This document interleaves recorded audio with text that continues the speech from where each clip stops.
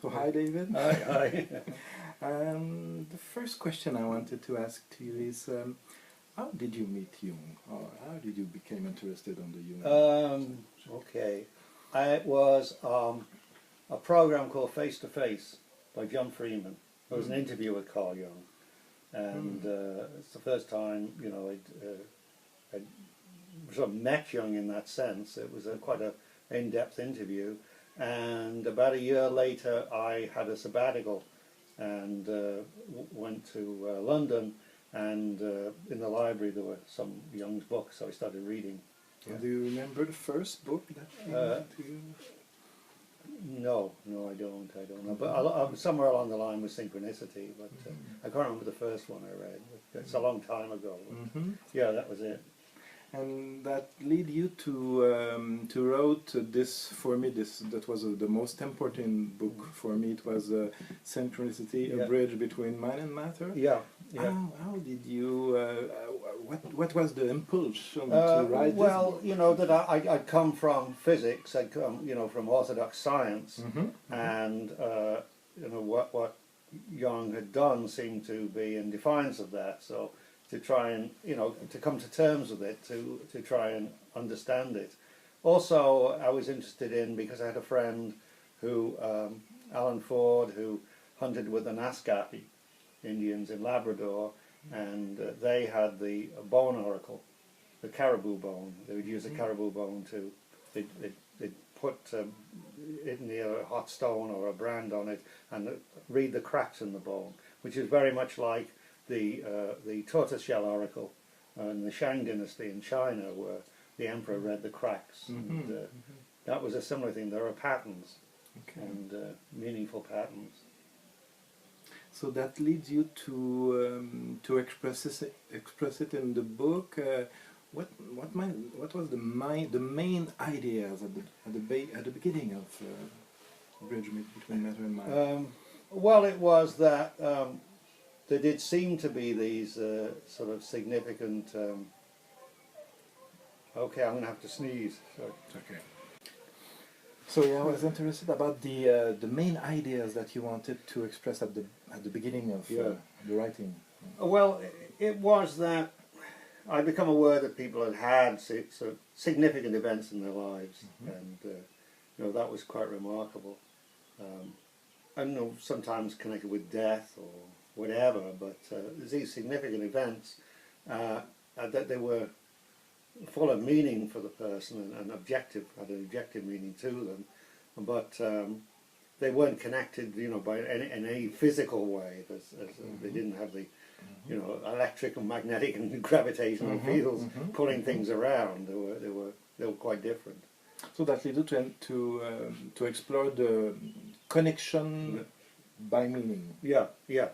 Is it there that you will define synchronicity? Yes. How do you define it? Well, I like the old definition of meaningful coincidence. Meaningful coincidence. It's a coincidence, certainly, and there are a lot of coincidences. And most of them, after I wrote the book, I'd have people tell me about, oh, this thing happened to me, that thing. And they're generally rather trivial coincidences. So this is only coincidence, not necessarily meaningful. just coincidences, and maybe you can read into the coincidences, but they're not significant coincidences. Absolutely. Yeah. And do you make, what can be your definition of a mean or meaningful, of signification? Do you have some? Yeah, that it's something that affects the person. It has some sort of, emotional and a deep effect, maybe causing them to change slightly, possibly to change.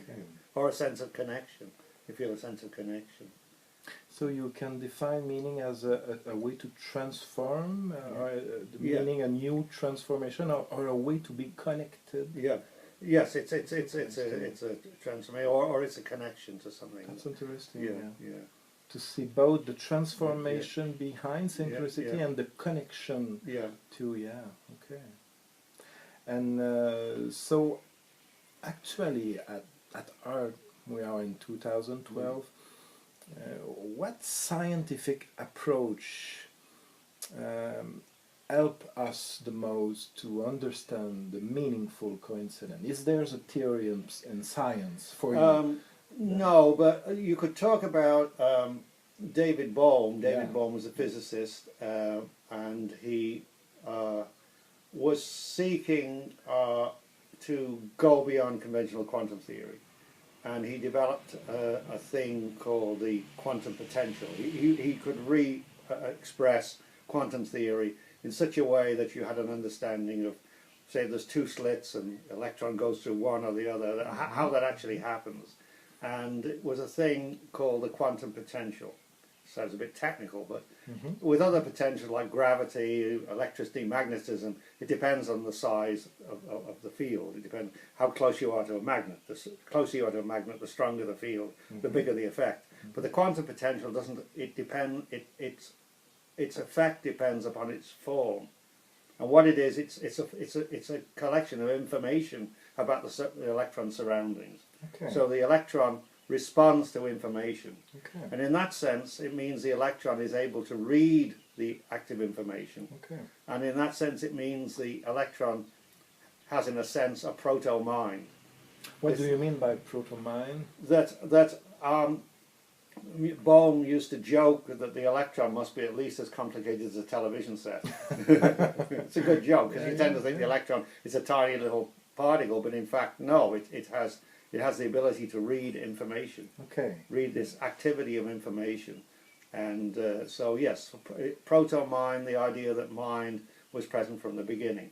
It wasn't something that sort of evolved, along with the appearance of animals and then humans, but in fact mind was there from the beginning.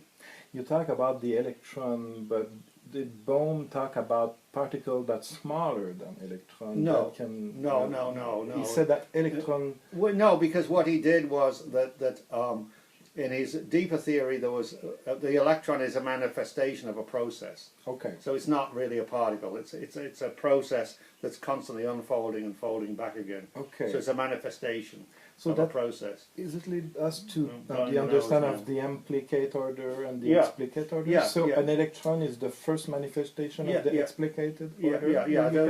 The It would unfold out of the implicate order into the Okay. explicate. So it's the electron's a process. Okay. So it's a different approach. Okay. And we must say that until recently, this was, I would say this is not accepted by orthodox physics, but more recently, more and more orthodox physicists have become interested in these things, and there have been a number of conferences where people have discussed this. So it's not crazy far out stuff. It is interesting, and it's another approach. So your relation to synchronicity is closely related to your encounter with David Bohm? Oh yes, You I think think so? so. Yeah. I mean, that was I mean, my real motive was to spend the sabbatical with the mathematician Roger Penrose. I just happened to wander into the physics department, the student room, and saw this man talking to a student, and the student said, "There is no absolute." David Bohm said No, that? the student said, "There is no absolute." Okay. And this man said, "Oh, is that an absolute statement?" There's no absolute. Is that an absolute statement? And who said that? That's what this man said, and I followed him out and said, "I'm going to talk to you." And it was David Bohm. Okay. So we met, several times, and we talked about physics and his ideas. And then one evening, I'm back at the apartment, and I have this insight, and phone him up and say, "I thought we were talking about physics, but we're not. We're really talking about consciousness." And he said, "Yeah, very well. Yes, come and see me tomorrow." So then we talked about the nature of consciousness. So David, you said that you first wanted to meet Roger Penrose. Yes, yeah. And instead of meet Roger Penrose, you met Well, David Bohm. I did spend time with Penrose, Okay. but what really emerged out of that was meeting with Bohm, and then going back to London every year and working on a book with him, and then Yeah, you wrote Yeah. The Turbulent Mirror. no, it was Science, Order, and Creativity. That was before the synchronicity between matter and mind? It was after. After, okay, Yeah. okay. And then we were working on a second book, The Order Between and Beyond, but Bohm was becoming increasingly ill, so Oh, yeah. we never finished that. I just got the notes, and what I did was I took the notes I'd made and brought out a new edition of Science, Order, and Creativity with an extra chapter at the end. Yeah. So. And Maybe you should ask how I came to Pari in the Pari Centre. Yeah, because after that you became into Paris Center, where we are actually, a beautiful center. Yeah. Yeah. Well, Wow. I've been living in Canada for many years and wanted to change. I wanted to live in London, and that's what our plan was to. You wanted to go to London? Yeah, and live in London. Yeah. Okay, I know that, okay. But we decided we'd have a little vacation first in Italy, and my wife had always said she loved the Sienese School of Painting, so let's go to Siena. So this is a long story. We had an Italian travel agent who said, I can arrange for you to have an apartment in Siena, and so we're very happy with that. And called in a couple of times to see her and said, would you give us the address, because we want to pass this address on to friends and we need a phone number. And she said, oh, I don't have that yet. And the day we left to go to the airport, they called in on the agent, you've got to give us, we're leaving now. She said, well, I'm afraid it fell through. There is no apartment for you. But I've got you a room in somebody's house. So we turn up, and in fact it's not in Siena, it's outside Siena. And we went in to, every day, we go into Siena to try and find an apartment. We went to all the apartment agencies, and none of them, on this list, none of them had an apartment, because it was the time of the famous horse race in Siena. And so there was nothing available, it was just full of tourists. Now, this is good, this is right. We were despondent. We had backed everything, and this was the last possible move. And what can we do? Well, we know friends have gone to Portugal, and there's places in Portugal available. I think what we're going to do is we'll go to Portugal. We'll leave. We can't stay here, because we didn't like the room we were in. It wasn't even in Siena. And we're sitting at a well, and this is like your last possible chance and everything. You are on the frontier. Yeah, on the frontier, and I see in the corner there's a door, and there's a plaque on it, and I wonder what that could be. And I start to walk over, and I see a group of people speaking in German and looking down on the floor. What are they looking at? And I look down, and it's a scarab beetle. And of course I knew the famous story of Carl Jung, that the woman dreams of a scarab and the significance of the scarab in Egyptian mythology, and there's a tapping at the window, and Jung opens the window and a scarab flies in. It was a scarab out of her dream. So I say to Maureen, this is it. We found it. So you feel. Yeah, this is it. We found it. We're going to get some. We go in, I see the agent, he said, I'm sorry, we don't have anything. Okay. It's a bad time of year. On the way out, his secretary stops us and says, but by the way, I have a friend who's selling a house in a little village. It's not in Siena, it's in a village. Maybe she'd be willing to rent it to you.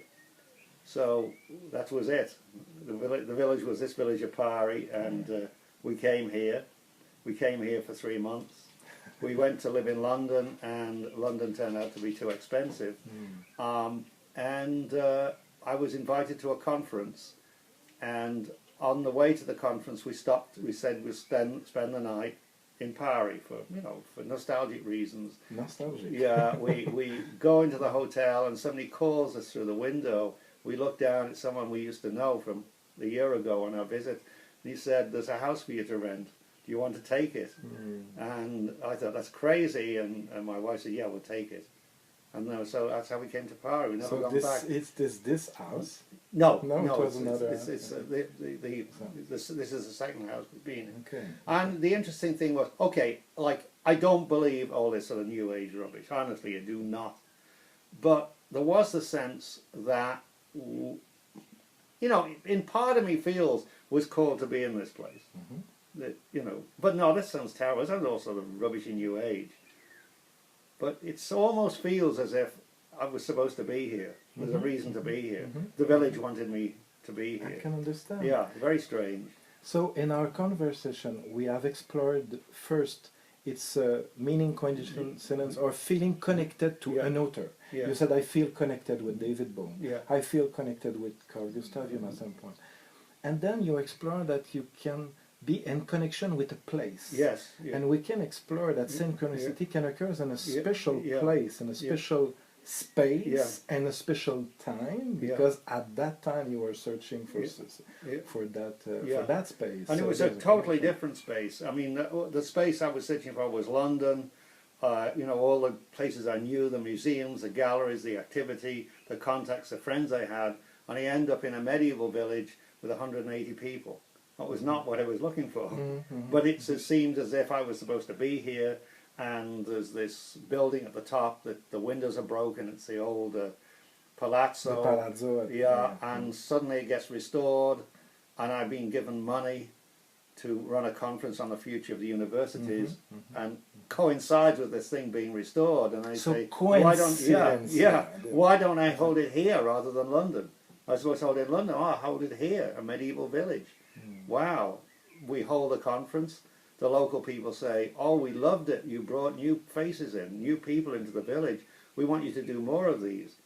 So they give us the free use of the palazzo, and in return we bring people to the village. They rent local houses, they spend their money in shops and restaurants. So you were at the right place at the right time. Yes, so we can say that synchronicity is to be at the right place at the right time. It's exactly the right time, the right place. And we can relate it to the root of the word genius from the Greek. The word genius means the genius of a place. It's a confluence of current. So do you agree that we can see synchronicity as a genius and space and time, special genius? Yeah. And the fact that this place was originally Etruscan,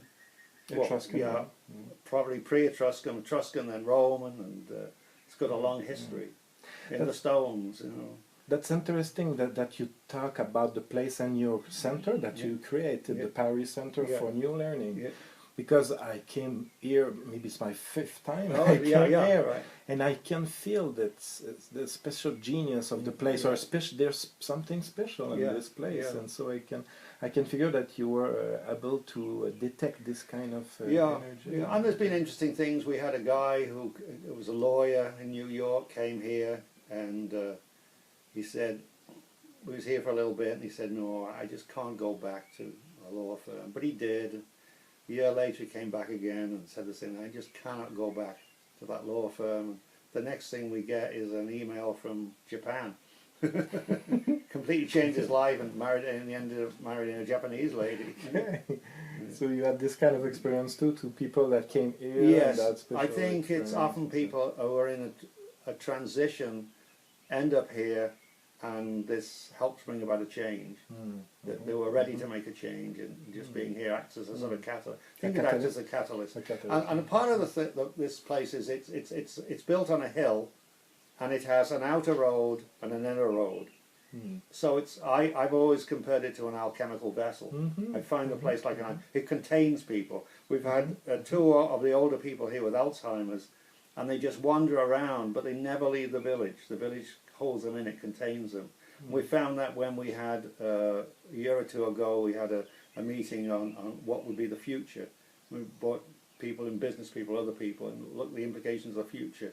And we had that sense that it was like an alchemical vessel, that we didn't have to have a conference where people gave papers and used PowerPoint and stuff like that. Just people sitting in that oval table in a contained space. New ideas come up. You know, you just bubble up. And if I talk today about the future of the Pari Center, or the future of the place here, what are your madness dreams? Or what are your dreams? Yeah, I don't know. We started doing things called Pari Dialogues, where we're going to do one on the idea of nature. But I think of doing that. I don't know where it will go. I don't know. I mean, no, that's. But in your deepest dream, no, do you have some dream? I'd rather say the best part would be say I don't know where it's going. Okay. Yeah, that would be much better than having a plan. We just don't know where it's going. Okay. Because something will turn up. Something will turn up. Yeah. So you are open to our possibility for the place. Yeah. You created a publishing house. Yes. Well, it's my daughter, my wife. Pari published.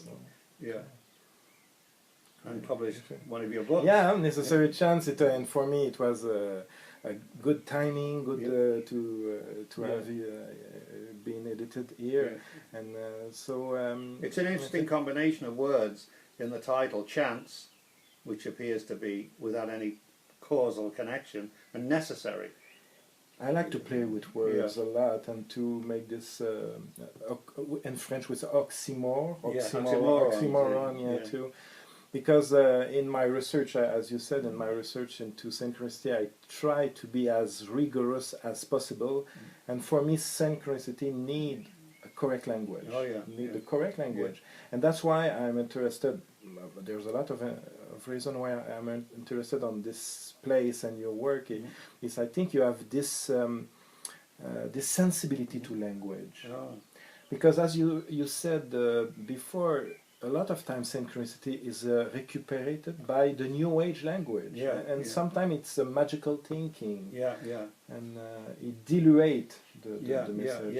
I think it's so easy to throw out a few scientific sounding terms, and then people think, wow, that's a wonderful theory, but it isn't. It's just a metaphor. Absolutely, a metaphor.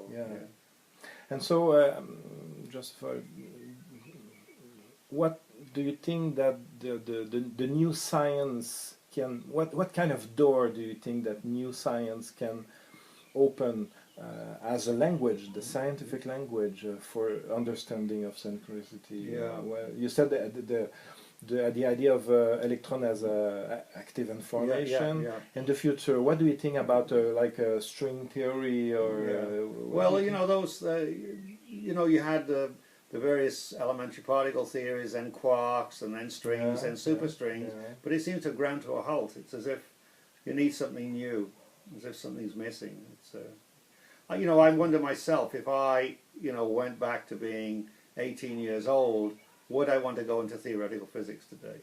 When I did go in, it seemed an exciting field, and now I'm not so sure. Unless, you looked at the alternative approaches other people are looking at, our Bohm's ideas, but the superstring seems to have more or less ground to a halt. I don't know where you'd go. But I think just in a psychological point of view, the fascination of having a multiple life, I think it ignites the imagination of the people.